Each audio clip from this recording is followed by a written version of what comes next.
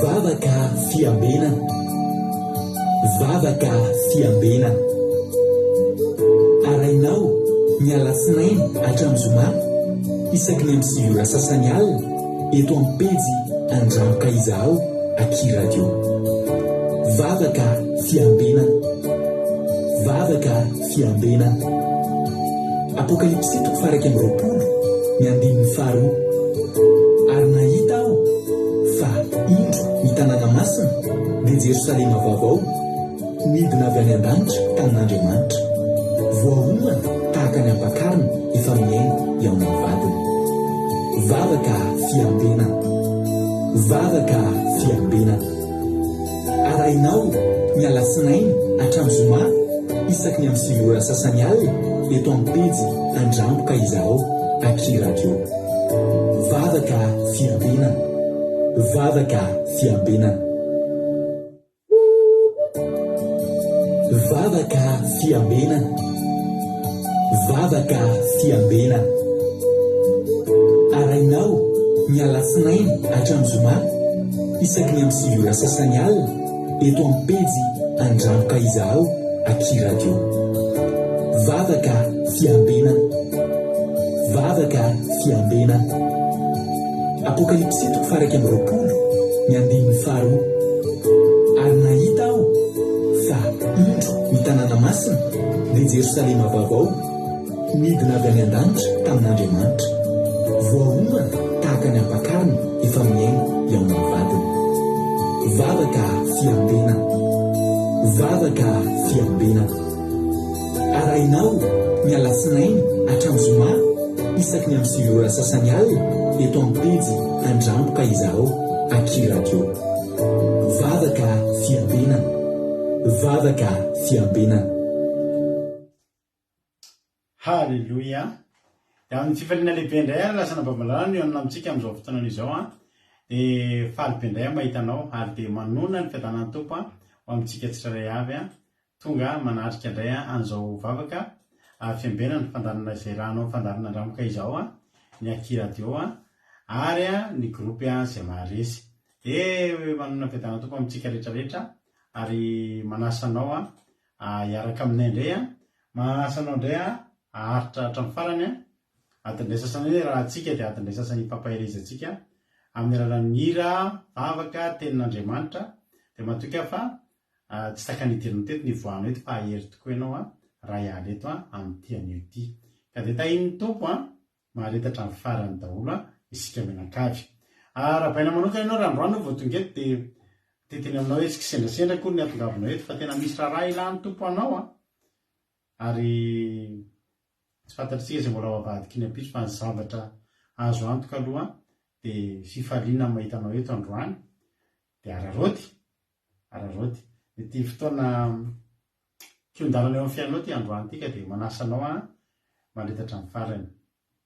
Tahin'ny Tompo manokana ihany koa tsika rehetra izay tafiditra tahin'ny Tompo izay fampaketo androany dia raha nabavintsika Erika Rak avy eto France no niditra voalohany teto androany. Koa dia arabaina ianao raha nabavy Erika ary dia menanao ny tsodrano mahafinaritra izay rahanao amin'ny olona avy any Koweït, Arabia Saoudite, Chine ary Madagasikara. Ireo olona izany dia miara-mandray andry tsodrano ity amin'ny nabavy Erika. Isaia 2:20 andininy voalohany ka hatramin'ny fahaefatra no tsodranonareo androany. Isaia 42 voalohany hatramin'ny fahaefatra. Amin'ny anaran'i Jesosy manao hoe: indro mpanompoka izay tantaniko dia ilay voafidiko sady sitraky ny foko. Napetrako teo aminy fanahiko amoaka tsy pika ho an'ny jentrisy izy.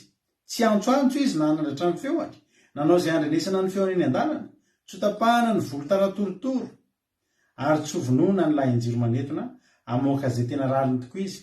Tsy ho reraka na ho kivy izy, mandra-panora ny rariny amin'ny tany ary ny nosy iandry ny lalàny. Halleluja, amen. Tsy ho reraka na ho kivy Andriamanitra fa hanorina anareo rehetrarehetra izao hanoriny anareo hanoriny ny rariny amin'ny tany ary ny nosy iandry ny lalàny. Ianao ilay mpanompo izay nitantany sy ny fidiny ary sitraky ny fony dia apetrany aminao aneny fanahiny raiso fa ho anareo izany tsodrano izany. Halleloia. De tahiny tompo ary tsika tsirairay avy a de sady rabany sasany ihany koa taorinarana vaverikaraka avy eto France de tina silikoko avao Chine Marie Hortensine Koweïty tonga soa ihany koa la Valentina France Tsiry Amboaramiel France Silina Rosemina France Koda Léonie Koweïty tonga soa ihany koa Marie Hortensine Koweïty de tahiny tompo ihany koa razana so Sylvie Arabie Saoudite itody Raonso France Niana Menso Italie Zamina Camarade Sos France Ferana Rakoto France Ajaska Patitsy France de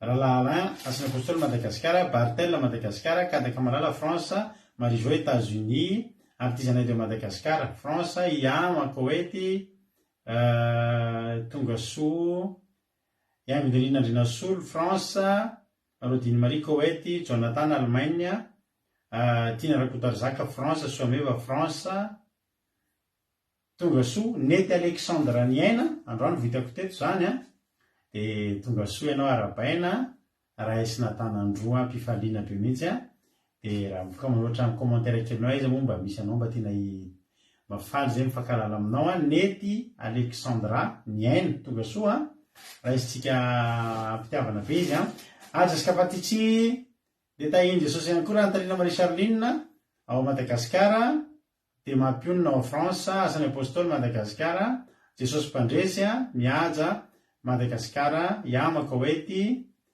Mojilda Koweïty Beth Zava Koweïty Mami Koweïty Razana Monique Koweïty de Falray Ritovo France tahiny Jesosy tsika rehetra raha afaka nana France tonga soa daholo maretatra amin'ny farany daholo isika mianakavy tsara mahita anareo amboalohany fa mbola tsara lavitra koa ny mahita anareo hatramin'ny farany. Halleloia. Milo zandrina aloha de andao tsika hivavaka andao tsika metraka ny fotoana eo am-pitan'Andriamanitra de andao tsika hivavaka ho an'ny fotoana metraka ny fotoana am-pitan'Andriamanitra ka andao ampandrosotsika fantatsika moa fa vao maly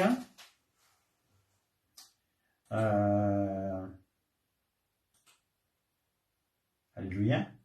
Vao tamin'ny lahady ny vita batisa ity ranabavitsika ity ranabavy Sarindra vadiny Ralany Asina de amin'ny maha efa vita batisa azy moa de efa mandray anjara tanteraka amin'ny asan'Andriamanitra izy mbola voavavaka fanomboana aloha ny enareo andao fa ho avy tsy hoe la nitovy teny ozy ry zareo andao ary ampandrotsika ranabavitsika Sarindra hitondratsika anatin'ny tenin'Andriamanitra vavaka fanomboana amin'ny teo androany. De tahiny tompo ranabavy Sarindra anao ny fitenenana. Andriketsika azafady tompoko.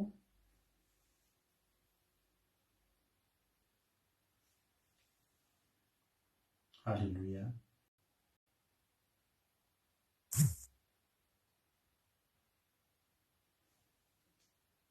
Tsika mianakavy kely de tahiny de miarahaba amin'ny pastera mivady amin'ny aran'i Jesosy miaraka hivavaka ary sika. Ry Jehovah Andriamanitra tsara indrindra tonga eto indray izahay hiara-iombom-bavaka amin'izao.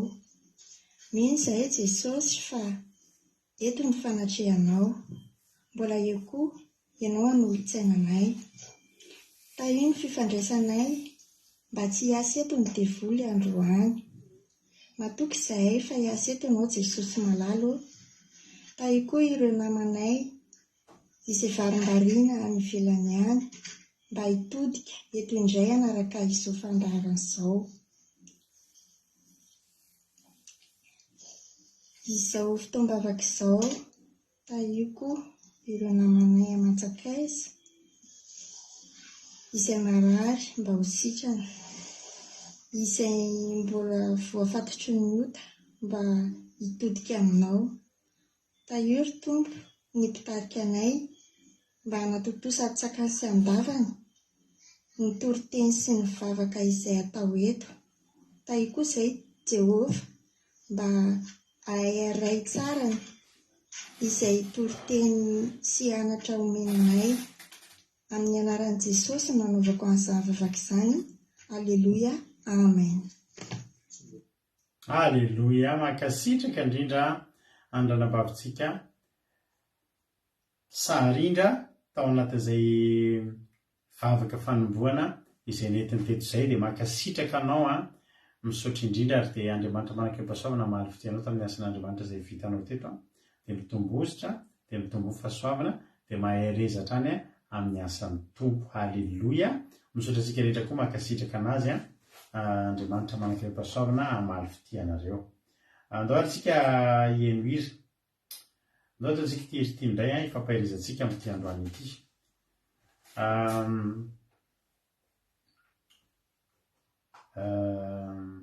Asoloa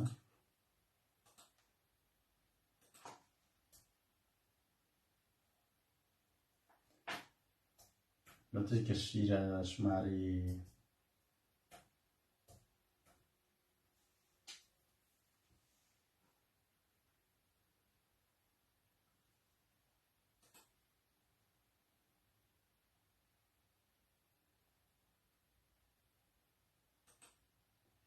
zaotsika ity ho voninahitran'Andriamanitra.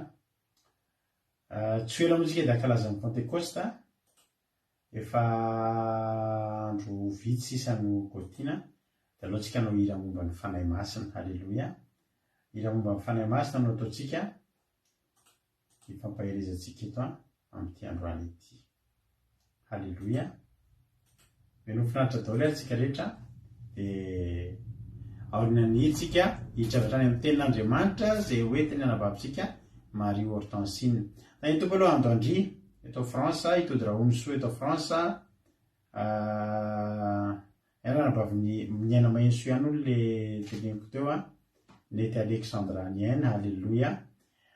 Tahiny toparitsika rehetrarehetra ndao ary meno finaritra daholo.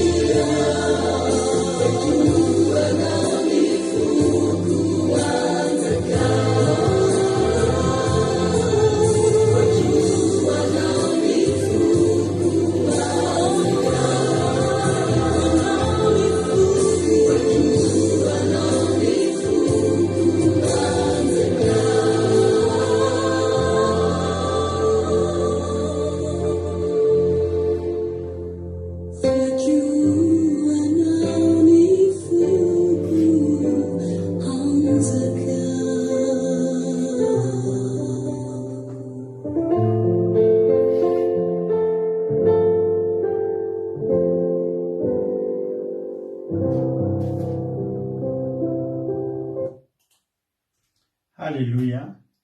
Zao ianao dia efa manokatra ny fonao mba hidinan'ny fanahy masina. Halleloia. Zava-dehibe no zavatra iainantsika eo amin'ny lahady. Amin'io moa tsika dia averikany hoe tsy misy live ataontsika akory amin'ny Pentecoste fa tonga tsika dia ao anaty Zoom daholo izay rehetra anao Pentecoste araka aminay zany ka tsy afaka tonga dia tokantranonay dia amin'ny Zoom isika no hiara hifaly. Anomboka amin'ny 10 maraina ny fitoam-bavakantsika Pentecoste amin'ny lahady.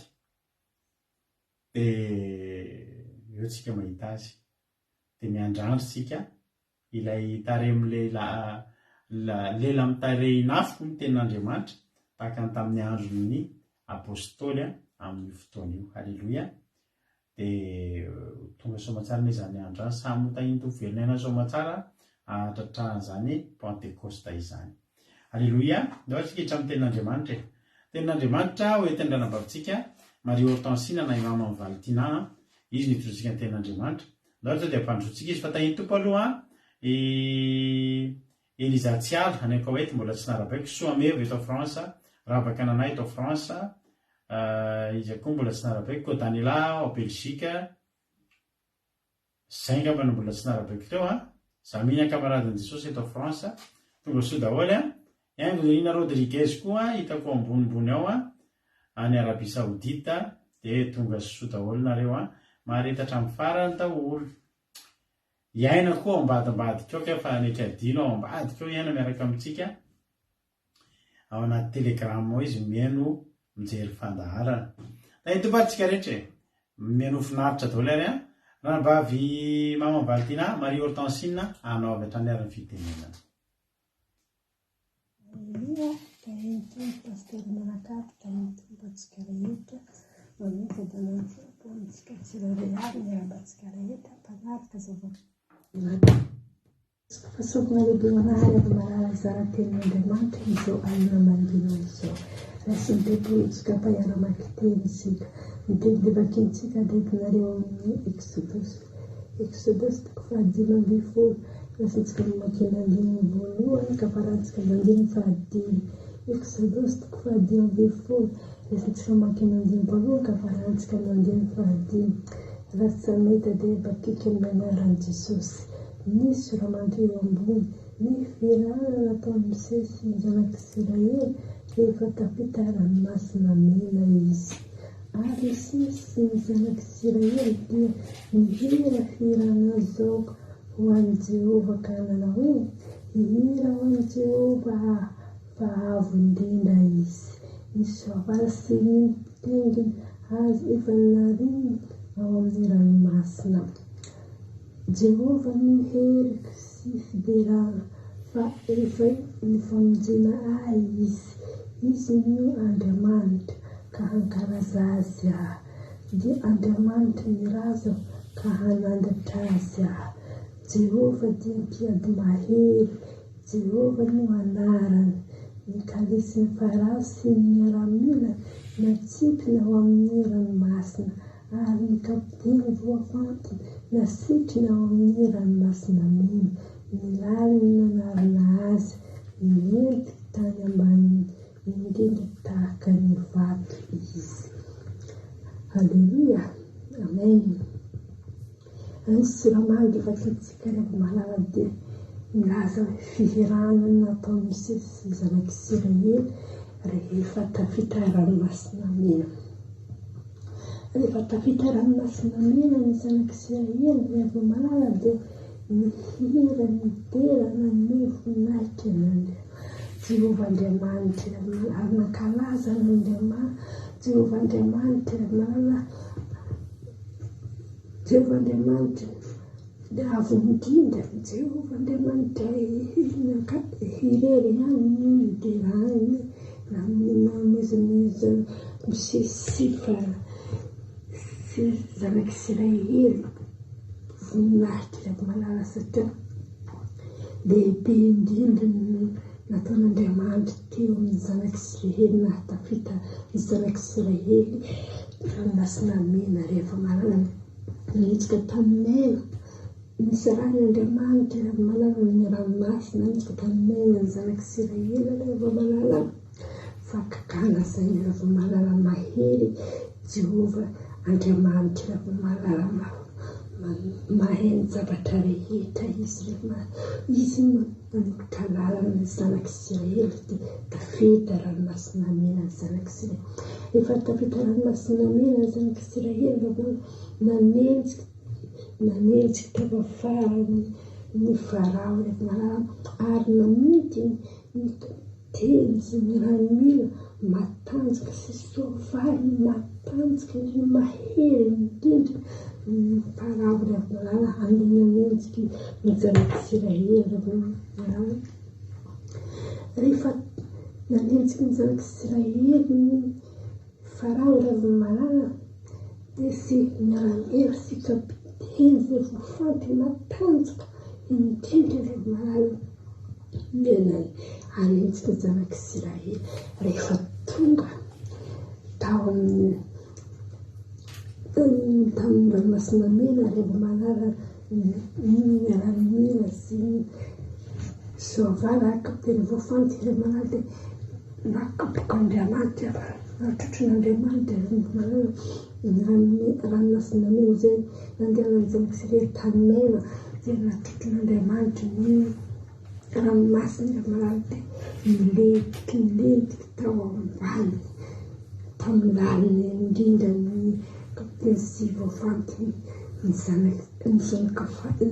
miaramila ny Farao rehefa malala dia milentika tao farany laliny indrindra tany ambaniny indrindra tahaka ny vato rehefa malala lalany miaramila sy kapiteny sy voafanty ary kalesy soavaly rehefa malala ny zanaka ny Farao dia tafita dia nifaly ny omby nanevonahitra n'Andriamanitra ny tena nanevonahitra n'Andriamanitra satria fakakana zay rehefa malala ranomasina mena rehefa malala ny saraka nanenjika tamin'ny fakakana zany rehefa malala natan'Andriamanitra zany natafita ny zanak'i Israely rehefa malala miaramila ny Farao rehefa malala dia nalevitr'Andriamanitra satria rehefa tafita ny zanak'i Israely dia miaramila Farao dia nanenjika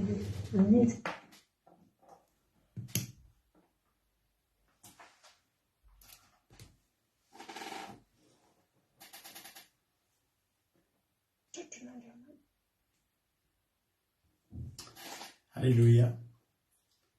Somary misy fatapahana kely moa ny toriteniny ialana tsiny indrindra nefa mino aho fa efa hiainonareo le zavatra tiany hatongavana ny versen'ny fitoriny teo teo amin'ny Exodosy 5:10. Halleluja. Raha teo sofa misy famelabelarana dia mifelabelarana le izy efa niteneniny teo ny verset izay toriny somary misy tsy fetezana kely ny oronam-peo ialana tsiny indrindra amintsika rehetrarehetra.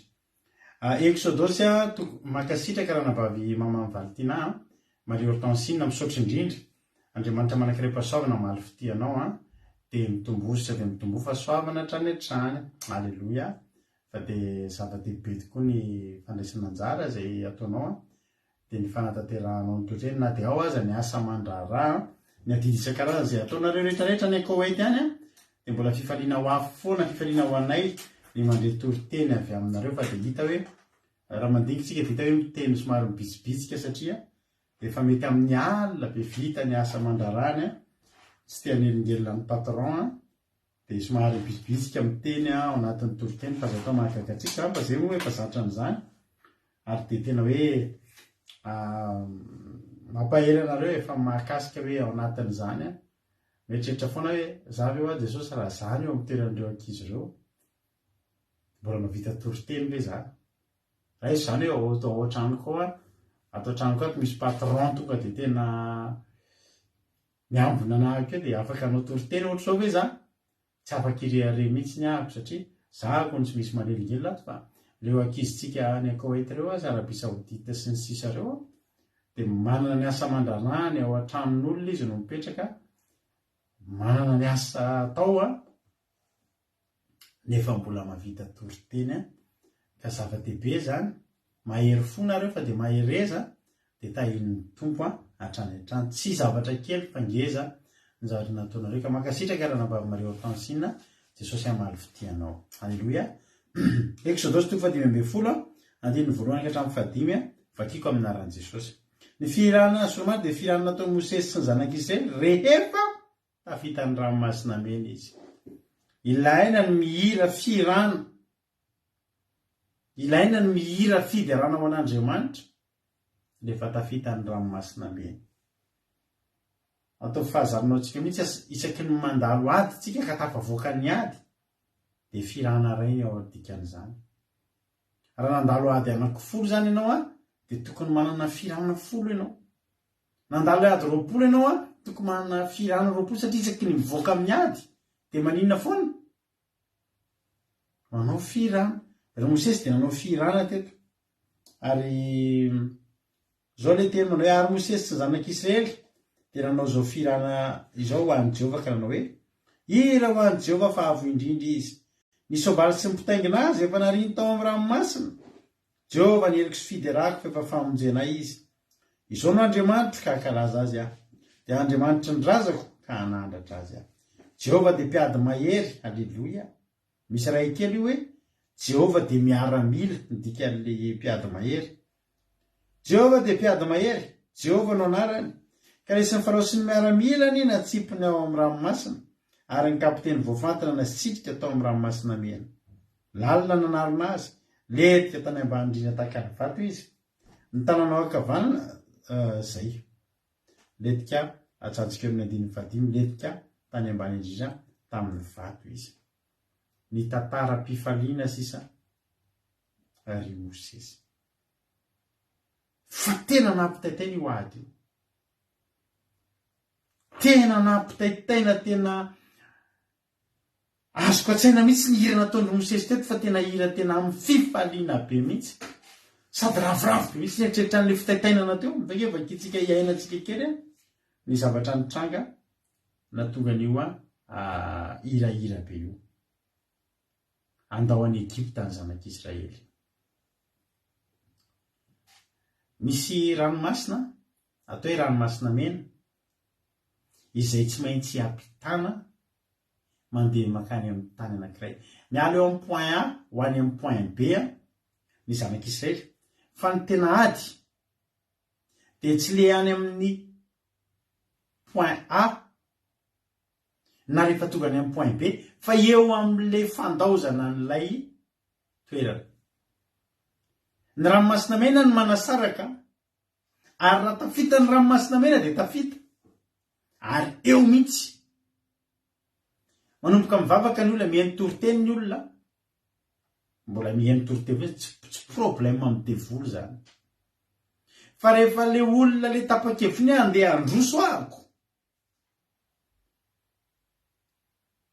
de eo amin'le manomboka hiala eo amin'le toerana anankiray eo amin'le Egypta ny tongony de andeha hiampita eo amin'ilay tany Kanana, ilay tany vaovao, ilay toeram-panafahana. Eo amin'iny dingana farany iny ny tena romotra ny devoly. Iny ny tena romotra ny devoly. Ranomasina manasaraka an'ilay toerana roa reo. Ary mamaky an'io ranomasina io ny tena mampitaitaina.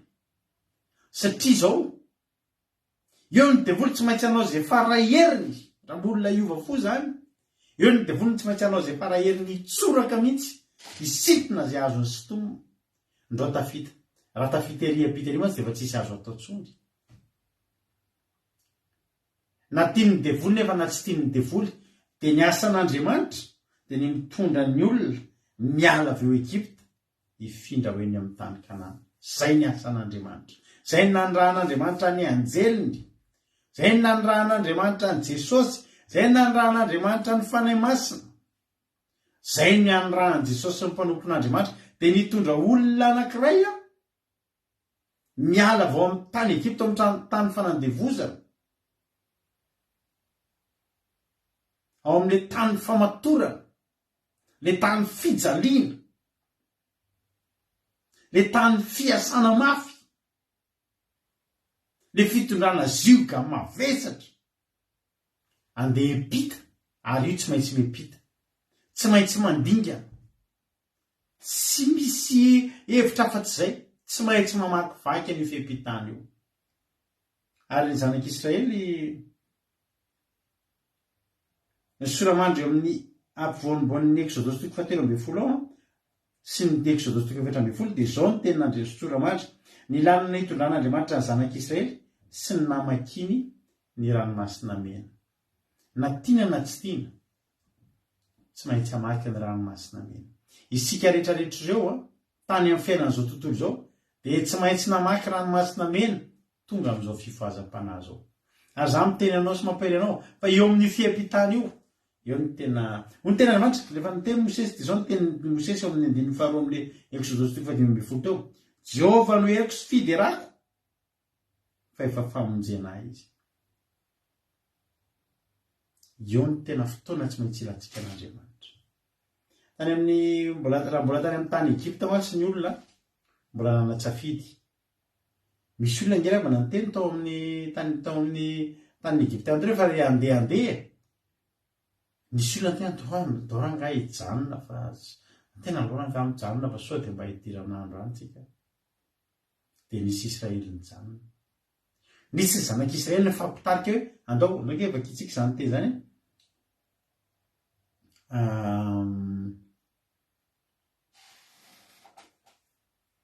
Ao amin'ny anina zao misy an'izay.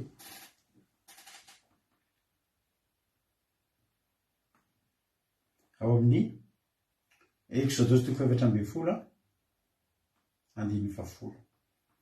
Ary rehefa mbiakaiky Farao dia natompony zanak'Israely ny masony ka indreo ny Egyptianina tamin'ny manenjika azy. Dia raiky tahotra indrindra ny zanak'Israely ka nitaraina tamin'i Jehovah. Ary koa izy tamin'i Mosesy: no tsy nisy fasana vatany Egypta no nentinao fatetihana hevitra izay. Nahoana nanao izany taminay ianao ka nitonana hivoaka tany Egypta? Tsy izao va ny teny nolazainao taminay fony mbola tany Egypta hoe aok'izay fa avelao ihany izay anompony Egyptianina? Fa raha ny manompony Egyptianina toy izay fatetihana hevitra. Ary io toetra ny olona rehetra andeha hivavaka io. Rehefa hanomboka hivavaka ny olona, rehefa hanomboka andeha hanolo tena ho an'Andriamanitra ny olona, hifoha ara-panahy ny olona, ry havana, dia misy ny ady lalovana. Izaho mampela anareo fa ny fialana ao amin'ny fiainan'izao tontolo izao io dia ao amin'ny fiainana kristianina, ao amin'ny fifohazam-panahy dia tsy mora. Tsy manakivy anao akory. Fa tena misy tokoa ny ady mafy izay lalovana. Ary io ady mafy dia mitondra fahakiviana.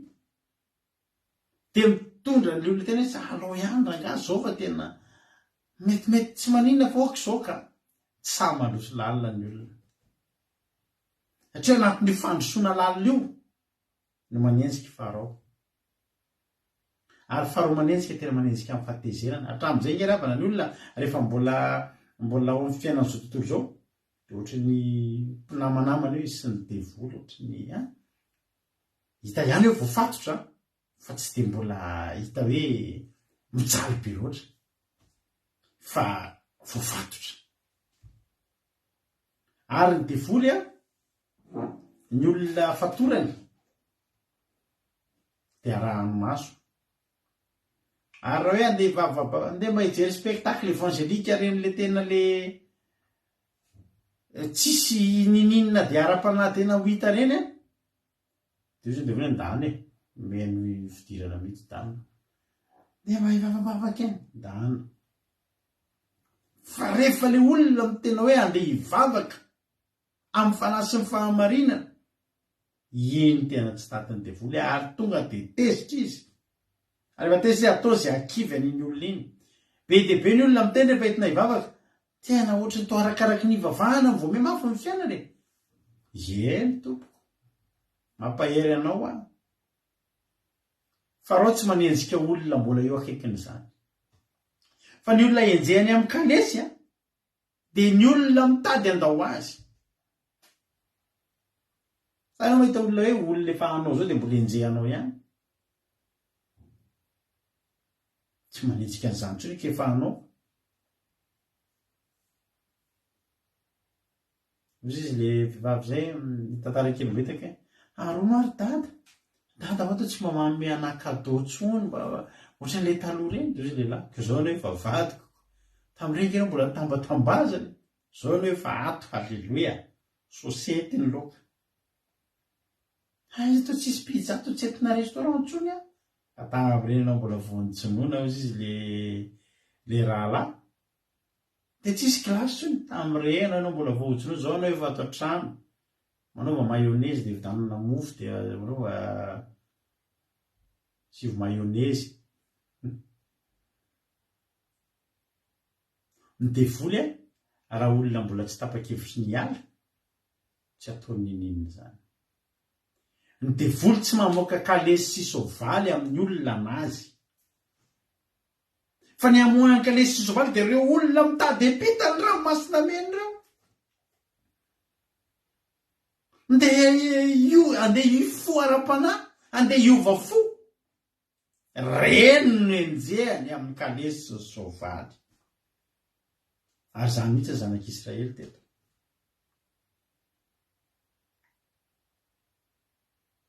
te apairanao androany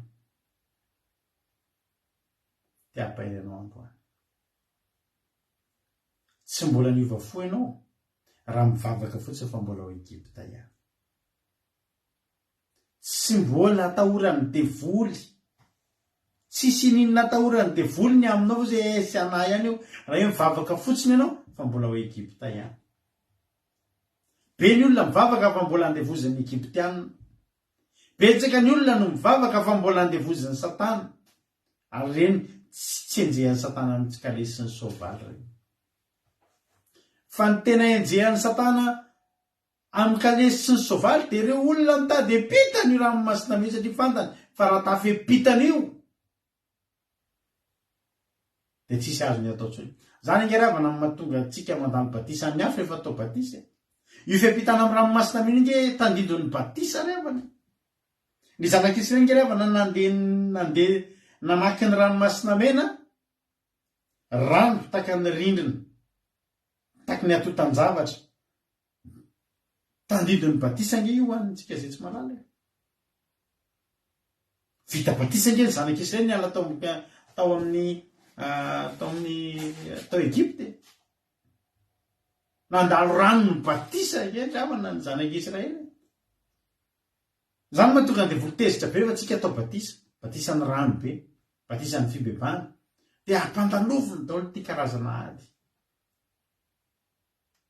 za tsy mbola hita olona andeha atao batisa hiditra batisa amin'ny fibebana ka tsy nandalo batisa ny hafa iny le batisa ny hafo iny de manenjiky farao ary zay kelikely finoana de tena tonga de miverin-dalana misy ny olona eo ampifanana batisa de memotra satria mafy ny ady mahamay ny ady ohatran'reto olona rehefa ambiakaiky farao de natompony zanak'Israely masokandreo Egyptianina tamy manenjika azy de raiky tahotra indrindra zanak'Israely ka nitarena tamin'i Jehova zay nitarena tamin'i Jehova hafa fa nisy koa ny teny tamin'ny Mosesy hoe nga tsy misy fasana any Egypta mety na hofaty aty zay tonga de nieritreritry ny hofaty de miverina hoe tena mbola tsy tezitra farao alao anatona moramora elokibabona modarary nosatra zareo ampairy anao azy zany rehefa atao batisa ianao de tadidio fa manenjika ao arinao farao mandeha kalesy mirodorodo mihitsy zao nefa ny ten'Andriamanitra 9:17 ary Mosesy tamin'ny olona aza matahotra nareo mijanona satria nisy olona andeha hiverina taitaitra ny olona nikropaka ny olona misy mifampitariky atao hiverina ny reto fa maty etotsika atao hiverina fa alohantsika maty eo Egypta ndao fa tsy maninona manao mpanompo manao andeviny Egyptiana ihany tsika fa tsy ho fatany an'efitra iza no ny tenanao fa ho fatany an'efitra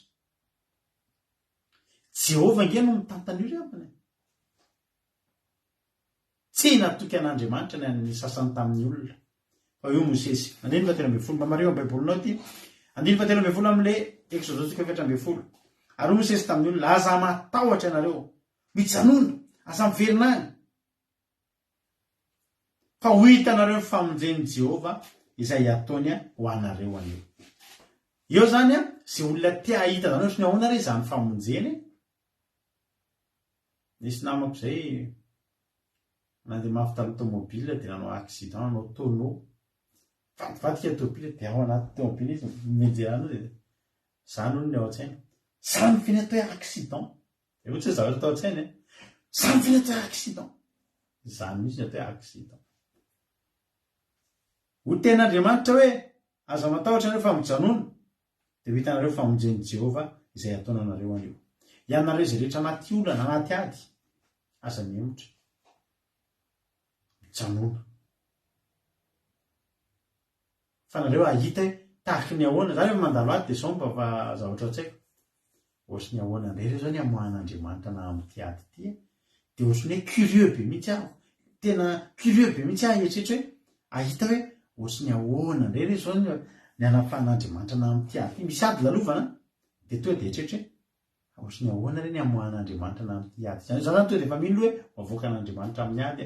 Mafy ny ady indray ndray elaela ny ady ndray tena hitanao mihitsy hoe tena ady tokoa ity fa tsy tonga aneritreritra hoe ahoana re fomba fahareseko amin'ity ady ity fa zao ny fanontaniao ahoana re ny fomba hamonjen'i Jehova na amin'ity satria Jehova tsy maintsy hamonjy anahy.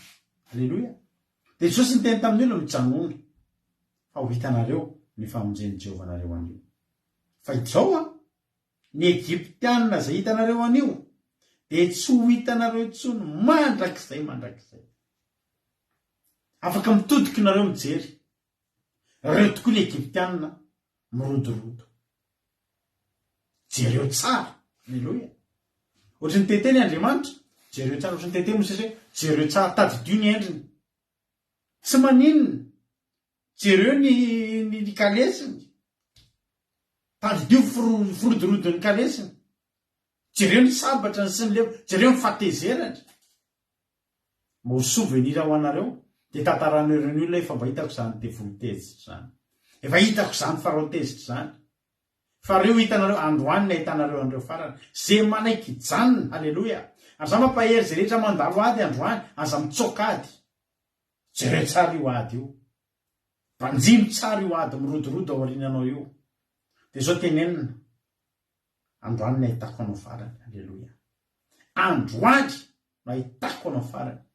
Ny Egyptiana izay hitanareo anio tsy ho hitanareo intsony mandrakizay. Mitsodrano izay rehetra mandalo ady eto androany. Io ady hitanao io io ady lelovanao io aza memotra ianao matokia an'Andriamanitra.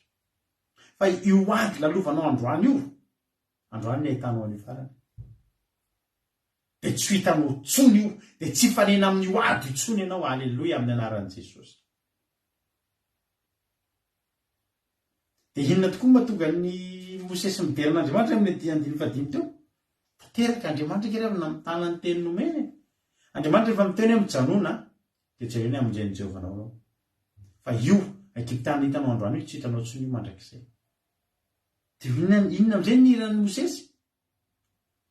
Ira ho an'i Jehova fa avy indrindra izy ny soavaly sy ny mpitaingina azy efa nariny tao amin'ny ranomasina.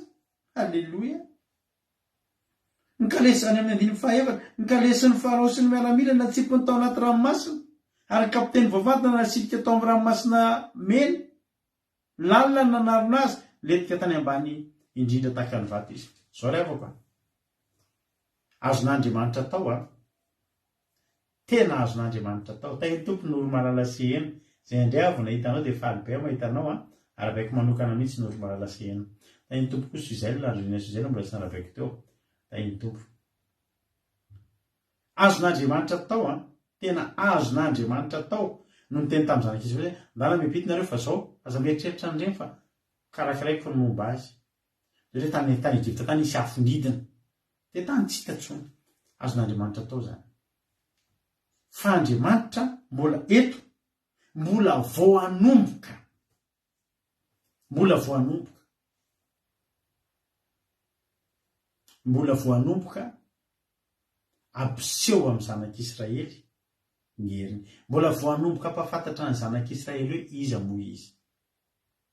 Alleluia. ianao raha ohatra hoe nare zany rehefa miditra amin'ny asa ianao ohatra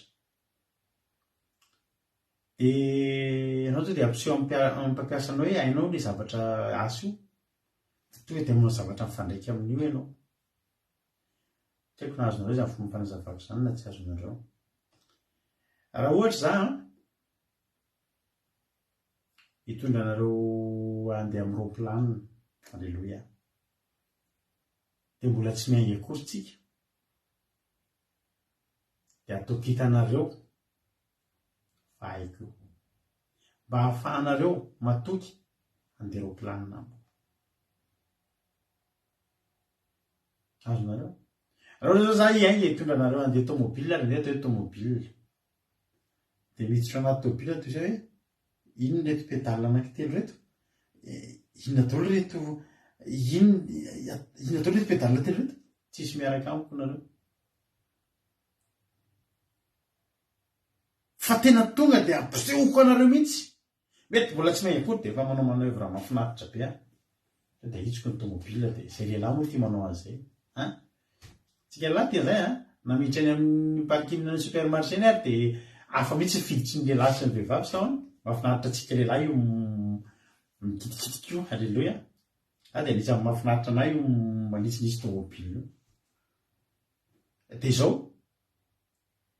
inona am'izay ny ataon'le olona ato anaty tomobile matoky am'izay izy efa entina fa tsy eo ianao mbola tonga de le manao le mifilare tomobile ianao mankarina manisy marché ianao rehefa mandroso na azonareo ianao rehefa manao le tariny ohatry zao io le tomobile mandroso tsisy olona iaraka andeha aminao mihitsy Jehova zany eto azony Jehova atao mihitsy tena azony Jehova atao nandringana fotsiny tany ny zanak'Israely ny Egyptiana fa nataony Jehova mihitsy hoe atao hitanareo reo de jereo reo mampatahotra anareo aza miala ary andraso mijanona fa ho hitanareo famonjeny Jehova Andriamanitra de ireo olona hitan'ireo mihitsy nataony hitany koa ny tsy nahita an'ireo intsony alleloia satria tika mankity ten'Andriamanitra izy isika ny ten'Andriamanitra andao efa kitsika manontolo hoe manomboka amin'ny Exodus 17 taoriny an'le teny zany moa Andriamanitra hoe Egyptiana zay hitanareo ny de tsy hitanareo intsony mandrakizay andiny fa 10 tahiny tompo raha latsiory alleloia mbola tsy narabeky tokoa ianao raha latsiory any Madagasikara ary hoy Jehova tamin'i Mosesy nahoana mitaraina amiko ianao lazao amin'ny zanak'Israely mba handroso alleloia zany hoe eo ny ady eo ny sakatsakana sy ny zany ny fanangolena zay ataony devoly fa zao ny baiko lazao amin'ny zanak'Israely mba handroso na i Mosesy any teto rehefa nanahazo kely tamin'Andriamanitra zany hoe fa inona ny mbola hitarainanao fa manina anao ny mitaraina anao tsy mahafantatra lazao amin'ny zanak'Israely mba handroso na misy inona ao arina na misy inona tena ny fosiny izy handroso amin'ny tena anareo koa androany mandany mafy ny ady hatramin'ny hoe ivavahanareo de mafy ny ady fa zao fomba njavatra zany fa za miteranao androany mandrosoa fa tsika tsy mba naman'izay mihemotra ho ny ten'Andriamanitra lazao amin'ny zanak'Israely mba handroso ary aingao ny tehinao de ahinjiro ambonin'ny ranomasina ny tananao kasarao ny rano de andeha mahaky ny eo avoan'ny ranomasina mandeha tany maina ny zanak'Israely ary ino zany namafy ny fon'ny Egyptiana ka hiditra nenjika azy izy de akalazaina noho ny nataoko tamin'ny Farao sy ny amin'ny miaramila andritra mba mokalesiny sy mpotaingy tsovaliny any Andriamanitra de efa manao programme hoe ao arino angy ianareo any amin'ny Exodus 10 ianareo anao firanao akalazana angy ianareo hitanareo nge za ny zavatra ataoko eo tonga de mahatonga anareo akalazana zay ny programme alleloia programme n'Andriamanitra amin'ny problème atsika io Andriamanitra efa mieritreritra sahady ohatra ny ahoana reny fomba fisaorantsika azy aorinan'io ady io hoe tahakiny ahoana reny mety ho fisaoranao an'Andriamanitra ao aorinan'io problème anao io ary io tsy hoe ao aorinan'io ahoana fa mifandresena hitanao aorinan'io problème fa Jehova efa mieritreritra akalazaina nge za izy aorinan'io andefa avy vo de ho fantatry ny egyptiana fa zany jehova ny egyptianna mantsy a mbola sy netiny aika any jehova ny zanak'israely koa mbola vo manomboka mitsapatsapany jehova any jehova zany hoe tsy maintsy ampiseho maha jehova azy agny teny mosesy ary am'le exodosy 2:10 hoe tena ozy izy mosesy jehova ny araky sy mifidy raha jehova de mpiady mahery jehova no anarany na zareo ary ke mbola vo eo dalana eo ampidekouvravana an'andriamanitra mbola vo eo ampahafantarana an'andriamanitra ary andriamanitra tena tenitsy hoe andrazo jereo fotsiny alleloia jereo fotsiny alleloia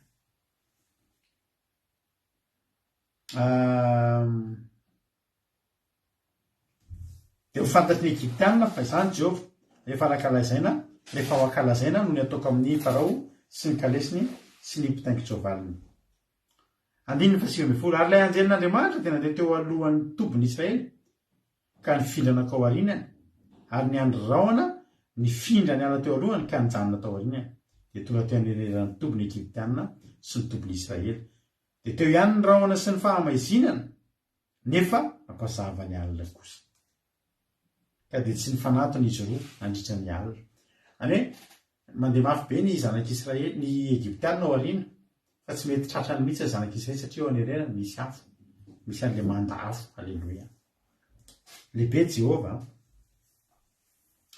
ary andiny faraiky amby 20 de nahitsy mosesy teo ambony ranomasina ny tanany arivotra mahery avy any antsinanana no nampisavahany jehova ny ranomasina nandritra iny alina iny ka de nataony tany maina ny ranomasina ary de voasaraka ny rano de nandeha teo ampovoan'ny ranomasina andy tany maina ny zanak'israely any rano de tonga fefy ho azy teo amin'ny ankavanany sy teo amin'ny ankaviany to de tany maina tany tsy mbola maina hatramin'izay niainana io satria ranomasina ny teo fa jehova rehefa hanamainana io de maina alleloia de le ranomasina lasa fefina ny didiny alleloia de nandeha tamy maina nyzotra tsara ny di andiny fa telo amby 20 de nanenjika azy ny egyptianina ka niditra nanaraka azy teo avoan'ny ranomasina de ny sovaliny farao rehetra sy ny kalesy ny arany mpitaingity sovaliny latsaka tanaty fandrika ny alleloia ny egyptianina nahafinaritra teto zao ngery avana malala sasa loatra ny egyptianina zatra mitazona n'le position ana ohatrany hoe zany hoe midomine foana izy teo amin'ny fiainany zatra nanana toerana ambony zatra nanana toerana eo amin'le position tena hoe izy manana ny fanapahana zatra an'izay foana alleloia fa tamin'ity ndray mitoraka ity mbola zatra lalandririnina tonga de indreo fa atsika ireo oay to lasa maina ny tany andao fa tonga de ataotsika de niditra nanaraka teo koa ny nanaraka teo voandramasina de nysovaliny farao rehetra sy ny kalesiny sy ny mpitaingity sovaliny ary tamin'ny fiambenana maray de nijery ny tobiny egyptianina tamin'ny andry afo sy rahona jehova ka nampifanaritaka ny tobiny egyptianina nanomboka teo ary zay ny ampahirezako anao manomboka eo amin'ny fisasahan'ny fiainantsika io eo amin'ny lalana miepita io eo amin'ny tiampitana matezitra ny devolo io eo koa manomboka mivadika ny rasa inona moa ny rasa mivadika hatramin'izay tsisy an'izany miaramila ny egyptianina ny fanaritaka izany tsara lamina be mihitsy ireo ary tena tonga de milamina tafika anisan'ny natanjaka indrindra maneran-tany tamin'izany zany tafika egyptianina ary zatra miady zany milamina tsara zany mandeha zany manao matso tena milamina tsara mihitsy tsy mikoropaka fa teto nanomboka ny fanaritaka alleloia ao amin'ile andiny faefatra amby 20 zany ary tamin'ny fiambenana maraina de nijery ny tobiny egyptianina tamin'ny andry afo sy ny rahona jehova ka nampifanaritaka ny tobiny egyptianina ary nanala ny kodiarany kalesy kodiany kalesy izy ka nanano sarotra nandehanany ny zavatra tsy ny lamina tsony zany teo amin'ny egyptianina izy le niditra tamin'ny keribe iny gorodogorodogorodo niditra teo amin'le tany maina fa tsy arakarak'izay no ny tafiditra niala ny kodia any tsy niala ny seza ny pneu an'le godian'le kalesy nefa vita egyptianna ohatrany hoe raha amitsika zao de ohatrany hoe tomobile amerikanina na tomobile allemand azonao mafy tsara mihitsy tsy vita sonoana hoe vita tsotatra fa niala maty roulement tonga de mipitika amin'ny pneu tsy mbola nisy zany kalesy egyptiana zany isan'ny kalesy tsara rafitra zany fa rehefa midikiditsany amin'ny territoiran'i Jehova de zay ny atao hoe vita ny aminy pitika nanomboka ny fanaritaka voalohany teo amin'ny tantaran'ny tafika egyptiana no ny fanaritaka satria naninona satria mijery azy tamin'ny andro avy sy ny rahona Jehova zao ry havana malala mandrosoa ianao eo amin'io fotoana mampisafotofotanao io mihitsy miandrasa fa hiasa Jehova natoky tena ngeravana ny zanak'Israely teto nataotra ahoany ty rano sao de mba maninina ato tsika ny egyptiana tsy neritreritra zany hoe reo ary mandehako tsika ve tsy andeha fa zavatra tsy fantany i Jehova nge no natonga an'io tany maina ary Jehova raha nanao an'io ranomasina men'io tany maina de fantany zay nanaovany an'io fa hoany ny zanany alleloia ny zanany nanaovany tany maina de mifahavalo ny zanany ve ny andeha isosa amin'ny kalesy sy ny soavaly eo azafady ozy Jehova miala aloha pneu any kalesy zay aloha ny voalohany miala aloha ny pneu mandeha pneu ila am'izay ahoany ty zoky miakoana ny soavaly ato lasa ohatrany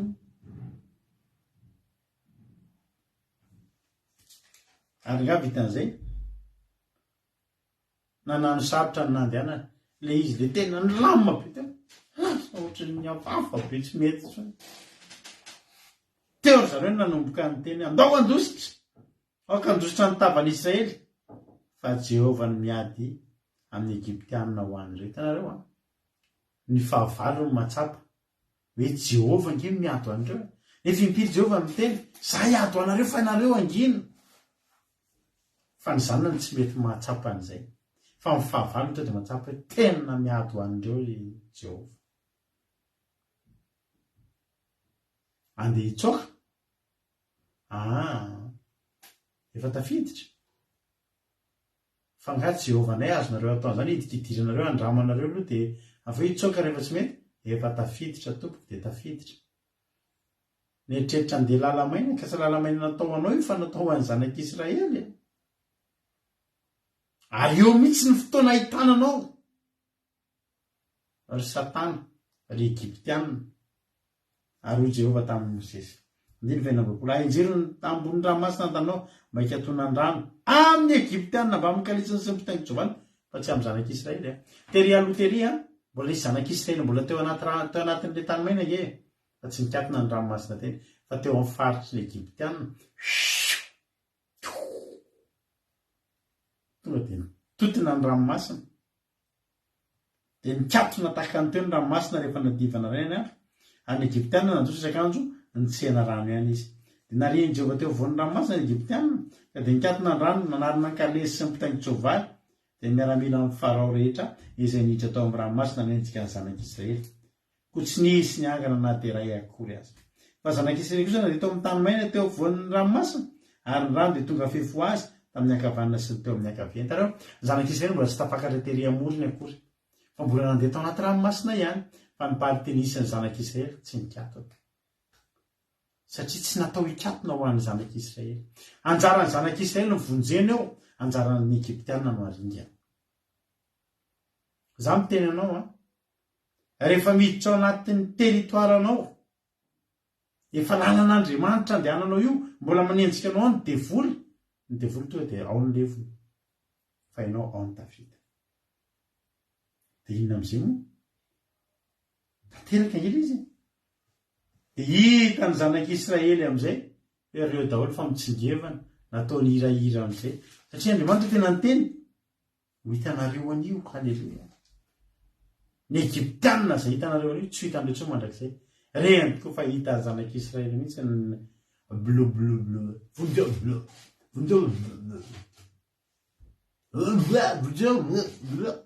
lasa hita ny zanak'Israely mihitsy reo hitantsika androany fa tsy hitantsika tsoa satria manino letika blo letika tsy hitatsony zany ny tsovako anananao androany fa ny Egyptianina zay hitanao anio tsy hitanao tsony mandrakizay.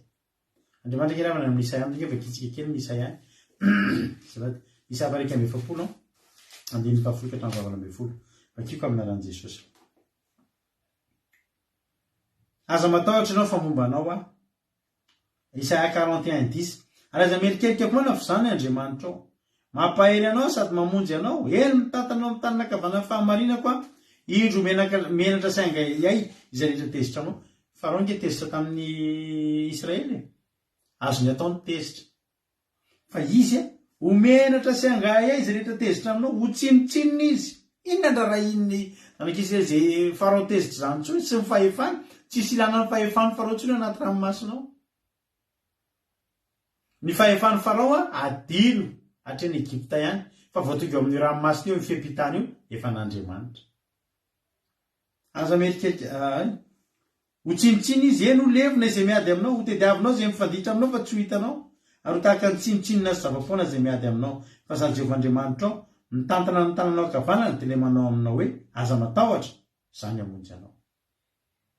Ao anaty ranomasina ianao zao mandeha tany maina ianao efa mirodorodo ao aoriana ny fahavalo fa Jehovah miteny aminao androany aza matahotra zany hamonjy anao. Aza mierikerika foana tsy nety nataony zanak'Israely mbola mitodika reo fa reny fa tamy mampitombo ahiazy tebiteby fa ny tenin'Andriamanitra teny hoe lazao amin'ny zanak'Israely mba mandroso zany dia mijereny aloha. Na eninao firodorodon'ny kalesy zao fotsiny ataovy an-tsainao Jehovah momba anao. Aza mierikerika foana fa zany Andriamanitra ao mahereza tahin'ny tompo momba anao Andriamanitra momba antsika Andriamanitra dia nanao hira amin'izay ry zareo dia io nanao ny firana ho an'i Jehovah satria navotan'Andriamanitra. Ianao io alleloia anao firana ianao io za mino fa misy amintsika eto tena mandalo ady mafy mandalo ady be dehibe fa za tena miterenao to dia soratsady ny tononkira amin'ilay firana ho ataonao fa tsy maintsy hira firana ho an'i Jehovah ianao hitantaranao sy hanomezanao voninahitra n'Andriamanitra ny amin'ny fandresena zay batainao anatin'io ranomasina fepitany io. Miampititsika ry havana miampititsika eo amin'ny fepitany mihitsy sy matezitra ny fahavalo fa eo mihitsy koa alleloia nandevonan'i Jehovah Andriamanitra ny fahavalontsika.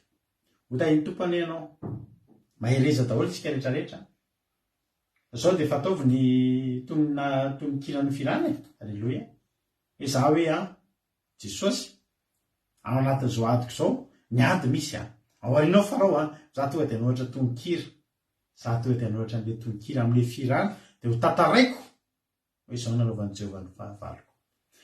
Mijanona hoy izy Mosesy mijanona hoy izy Andriamanitra fa ho hitanareo anio ny amonjeny Jehovah nareo fa ny Egyptianina zay hitanareo anio dia tsy hitanareo tsony mandrakizay.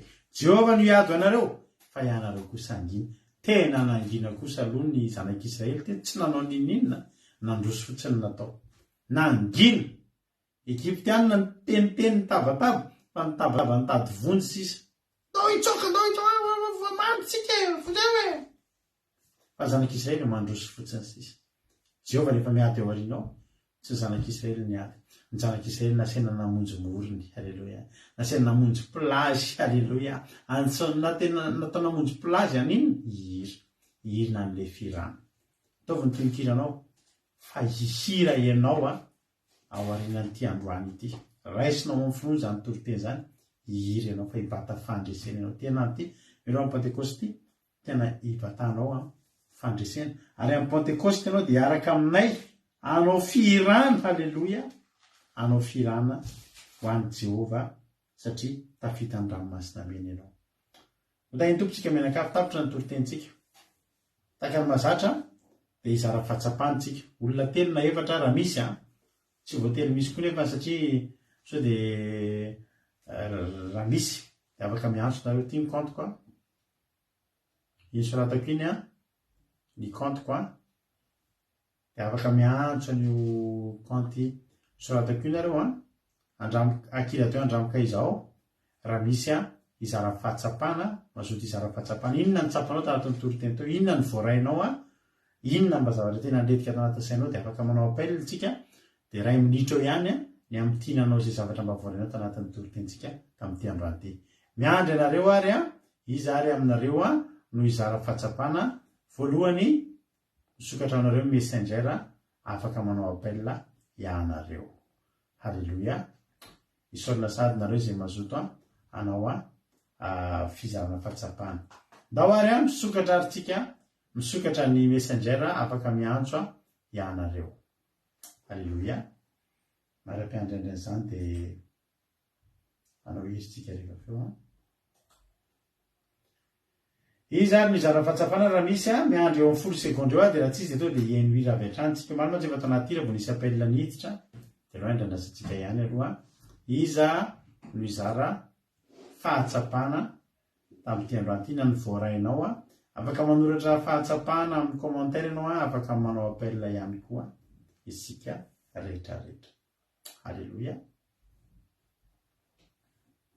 manandriamanitra ny voninahitra eny ary atsika teo dia eno ira raha ohatra tsisy zara fahatsapana io nefa fa misy ndao ary a ampandrosotsika avy hatrany a ranabavitsika lina izara fahatsapana ary amin'ity androany ty tany toko ranabavy lina anao ny fitenenana Kai Jesosy pastera dia kai Jesosy fitenena gavy a dia makatsika ka nandeha fitenena pastera miaza mba hoe lesona tsoako tamin'ny toriteny ty a dia hoe na dia misy ty ady maka ty anareo dia mandroso a tokony eripetrika fa eo mba mandraka rehefa halleloia amen halleloia mankasitraka indrindra ny ranavavy lina tao anatin'izay a fizarana fahatsapana izay a dia ndao ary a izy andray a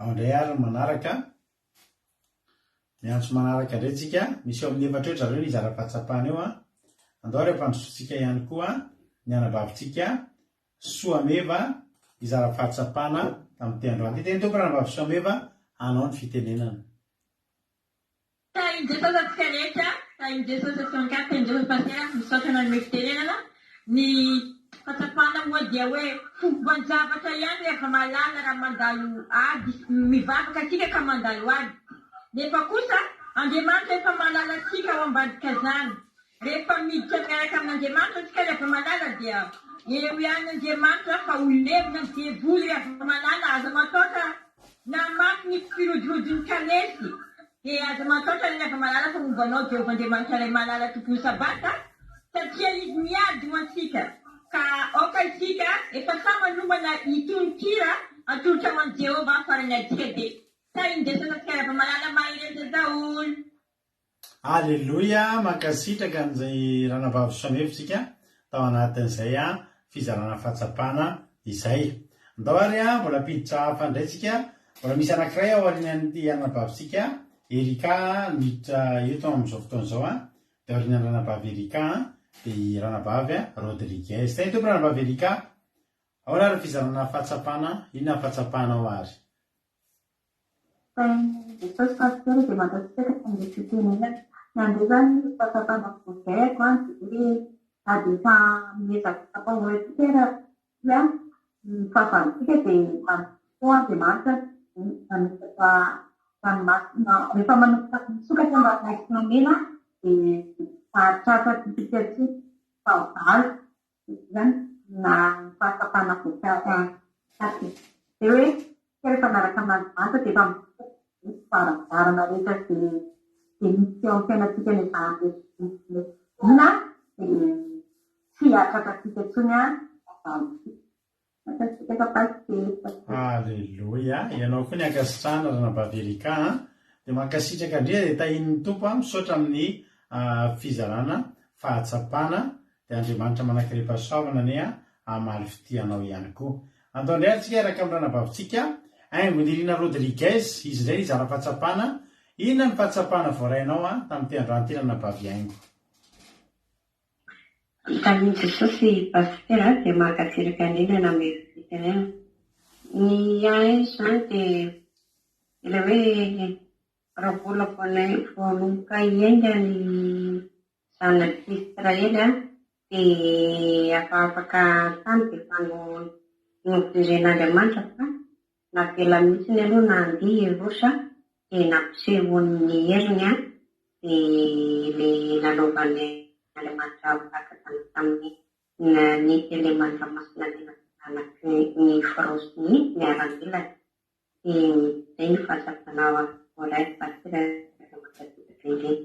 Aleluia, mankasitraka ny ranabavitsika Aingo Nirina Rodriguez nizaran'izay fahatsapana mahafinaritra be izay Andriamanitra manankirepasoavana ny amaly fitianao ranabavy Aingo.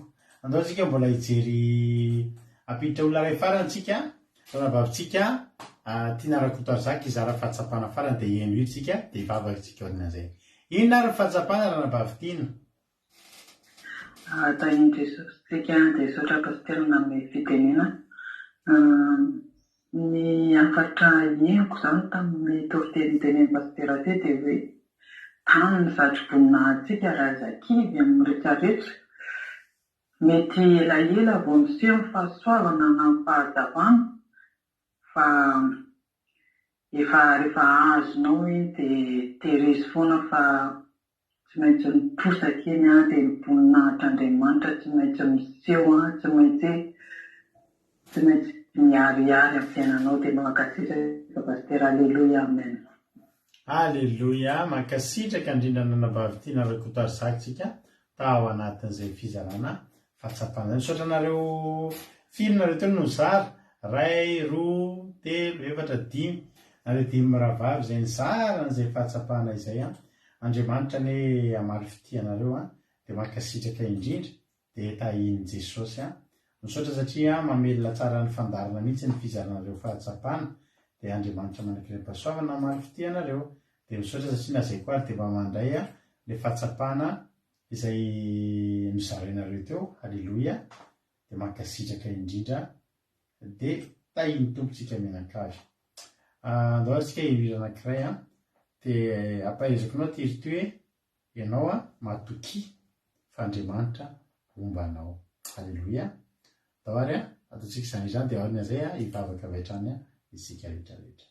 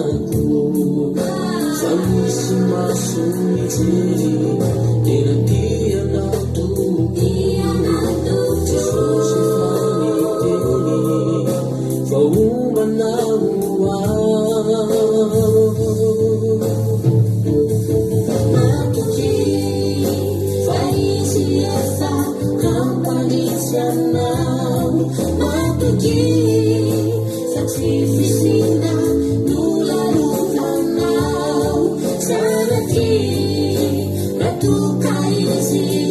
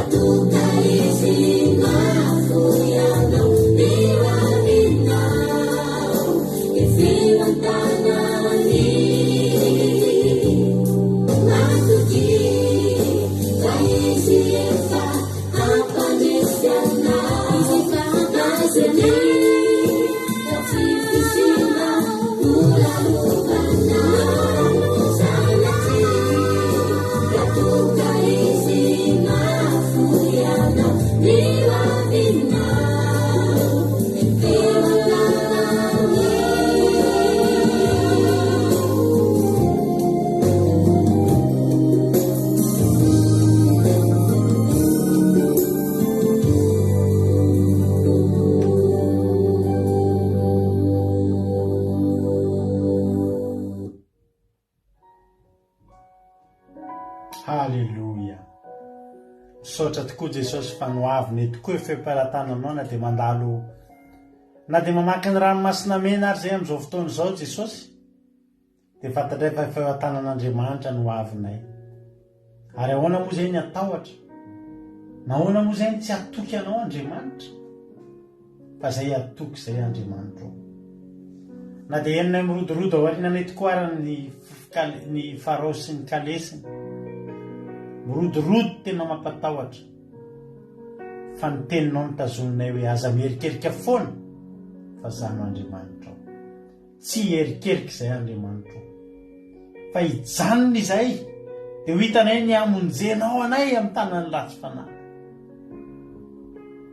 Matoky ahy Jesosy fa mba ho tanteraka aminareo tokoa ny teninao manao hoe ny Egyptiana izay hitanareo anio tsy ho hitanareo tsy mandrakizay. Jehovah Andriamanitra ho tanterao aminay tsirairay avy reto izany teny izany. Tanterao aminay tsirairay avy reto izany teny izany Andriamanitra. Mba tena hisitraka an'izany izay rehetrarehetra.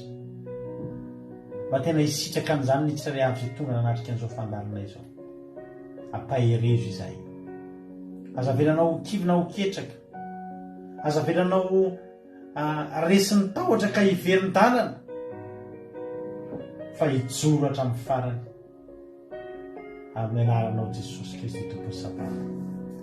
Dia io izany teny izany ary Jesosy tena moavy zato toeniny ampony tsirairay avy. Aza velanao misy verimaina fotsiny na voatsaingy ny voro manidina na maniry eny amin'ny tany marivo ambony vatolampy na maniry eny amin'ny tsilo fa oka mba ny fonony tsirairay avy izay tonga teto androany dia ho tany lonaka tany mahavokatra ny rinin'ny teninao ka moavy zato eny tsy manam-pataperana aty anatinay tsirairay avy ny teninao.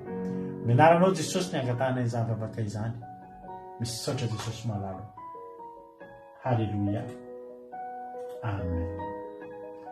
ivavaka isika amin'izao fotoan'izao amin'ny firenena ndao ampandrotsika nanabavitsika maheno soa ivavaka ho an'ny firenena. Tainy tompo a nanabavy maheno soa anao ny fitenenana. Tainy tompo pasteur ary fiadanana avy amin'i Jesosy mantsika tsirairay avy izay manaraka izao vavaka fiambenana izao. Misaotra pasteur nanome fitenenana hiaraka ivavaka ary isika. Misaotra anao Jehovah tompo ray malalanay eo mankasitraka noho ny fahatanterahany fotoana androany. Misaotra tamin'ny aina izay nomenao anay tamin'ny finoana izay nampanjakanao anatinay ary mankasitraka satria tena tsapanay fa tianay tokoa ianao. Misaotra Jehovah ray malala noho ny teninao izay tena feny ampitosinay. Fiampitanàn-dranomasina mena izay manambara ny sedra sy ny ady iainany andavanandro. Izay ahafahana hideranao ihany koa ankahalalana raha toa ka tafita izay. Ary ahampandresanay marina tokoa Jehovah. Matoky anao izay ary tsapanay ny fanatrehanao anay. Ankehitriny Jehovah dia mivavaka ho anao izay, mivavaka aminao izay ho an'ny firenenay. Jehovah ray malalo, tsy miafina aminao ny fiainanao malagasy rehetra. Variana amin'ny fiainanao ao amin'ny tany Egipta no ny antony maro samihafa. Kasi Jehovah, satria ny famonjena ho azy ireo dia ny firosoana ao amin'ny fiampitana izany ranomasina mena izany dia miady izay hatrany amin'ny fiainany andavanandro ka tokony ankininy aminao. Jehovah ray malalo, ankehitriny dia entinay mivavaka eto ny ara-panahy malagasy rehetra tsy ankamavaka mba ho say ito manoloana ny sedra izay sedraina sy lalovany amin'izao fotoana izao. Tsy ho variana hitady Andriamanitra hafa satria ianao ilay Andriamanitra mahery. Ianao ilay mpiady mahery ka ianao ny ankin'izy ireo amin'ny fiampitana izany lalam-pisedrana izany. Tatany ireo rehefa mendrika izany lalam-panavotana izany tsy hitodika na hiverin'ny-dalana fa hianjandra sy hitodika amin'ny herinao lehibe. Alleluia. Ireo malagasy efa mifoara-panay Jehovah teny hoe ao aminao velomy isa segondra isa minitra miara-panainy ary feno ny fanatrehanao ka hiaraka aminao mandrakariva. Indrindra fa amin'ny fotoana tongavanao eny amin'ny raho any lanitra. Tompo malalo, indreto izay solo-tenan'ny malagasy rehetra amasino ny fandrinay Jehovah. Ho tandresy miaraka aminao hihira, mihira ary hihira ny hira-piderana ao aminao amin'ny fiainany andavanandro mamoro. Fa indrindra raha sendra ny safo izay satria matoky izay fa mpiady mahery ianao ary mombanay. Jehovah ray malalo, ampibebao ny malagasy rehetra ka hitodika aminao. Tsy miriny manokana ireo maniry miaraka aminao ho sainy sedra mafy ary iroso amin'ny batisa rehefa mifo ho sainy ady amin'ny devoly ka ho mpandresy ary ho tsapa malagasy fa niady mafy dia manambara fandresena sahady raha miaraka aminao sy miankina aminao. Jehovah, aza matahotra ho ianao fa ombanao ao. Jehovah, hihira ho anao ao izao. Mihira ho anao izay reto amin'ny fotoana izay matety azy ary tario mba hihira fiderananao ny malagasy sy ny firenenay. Ny voninahitra dia ho anao mandrakizay. Alleluia. Amen. Alleluia. Mankasitraka indrindra amin'ny zoky maheno sosika tanazany vavaka matsiro taka ny tantely zany. Andriamanitra manankirepasoavana ny amaly fitianao dia mitombosa dia mitombo fahasoavana raha nabavy maheno soa dia misaotra anareo koa mankasitraka azy dia Andriamanitra manankirepasoavana koa amaly fitianareo. Tapitra eto ny fandarantsika. Ny fandarantsika ny tapitra fa ny fiarahantsika tsy tapitra raha miditra ao amin'ny site web ny Aki Radio ianao dia miheno ny Aki Radio akiradio.radio12345.com akiradio.radio12345.com afahanao miheno ndrapeo Aki Radio mandeha andro aman'alina misy totresaky ny adiny telo amin'ray mivatra ny fito amin'ny folo maraina napitso amin'ny folo maraina miverinao zao fandarana zao raha mbola eno ianao amin'ray mivatra ny fito ariva koa misy toriteny hafa raha mbola sy tonga eny amin'ny rahalanitra Jesosy ka tahiny tompo velonana sao matsarotsika dia raha pitsika dia efa eo aneto indray amin'ny telo arivo nareo miaraka amin'ny groupe izay maresy ao anatin'ny fandarana takariva mahafinaritra. Alleluia. Miaraka amin'ny sao dia meko anareo sary iza niaraka aminareo raha pitso ao anatin'izany fandarana takariva mahafinaritra izany. Hitarika fiderana Rahalahy Jonathan dia mitory teny Ranabavy Antoandry. Dia manasanao rapitso amin'ny telo ary miaraka aminay ao anatin'ny gropy amin'ny fandarana takariva mahafinaritra miaraka amin'ny gropy izay maresy.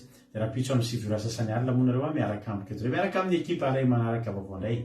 Misaotra Ranabavy Sarindra tamin'ny vavaka fanombohana, Ranabavy Marie Hortensina tamin'ny toriteny ary Ranabavy Miana Mahesoa tamin'ny vavaka ho an'ny firenena. Misaotra nareo rehetra ihany koa izay nizara fahatsapana teto androany voninahitra ho an'Andriamanitra iray ihany.